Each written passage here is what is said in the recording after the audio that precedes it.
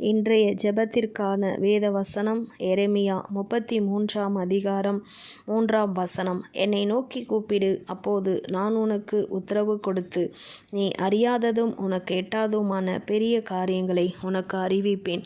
கர்த்தரை நோக்கி இந்த நாளிலே நாம் எல்லா காரியத்திற்காக முழுமையாக அவர் சமூகத்தில் நம்மை யாரையுமே நம்பாதபடிக்கு, சார்ந்து கொள்ளாதபடிக்கு, தேவனை மாத்திரம், இயேசு கிறிஸ்துவை மாத்திரம், பரிசுத்த ஆவியானவரை மாத்திரம் நாம் நோக்கி அவரை சார்ந்து நம்மளுடைய எல்லா காரியத்தையும் அவரிடத்தில் தெரியப்படுத்தி அவரை நோக்கி கூப்பிடுகிற வேளையில் கர்த்தர் நம்மளுக்கு மறைவாய் இருக்கிற எல்லா அதிசயங்களையும் அற்புதங்களையும் இந்த நாளில் நம்மளுக்கு அறிவிக்க வல்லவராய் இருக்கிறார்.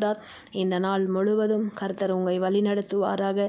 அவருடைய சமூகத்தில் நீங்கள் மற்ற எந்த காரியமாக இருந்தாலும் ஏசப்பாவை தவிர எனக்கு வேறு எங்கே இருந்தும் பதிலோ ஆசீர்வாதமோ அற்புதமோ வராது என்ற ஒரு தீர்மானத்தோடு தேவ சமூகத்தை மாத்திரம், அவருடைய முகத்தை மாத்திரம் நாம் நோக்கி கூப்பிடுகிற வேளையில் கர்த்தர் நம்மளுக்கு முன்பாக ஒரு அடைபட்ட எல்லா வாசல்களையும் கர்த்தர் திறந்து கொடுக்க வல்லவராய் இருக்கிறார்.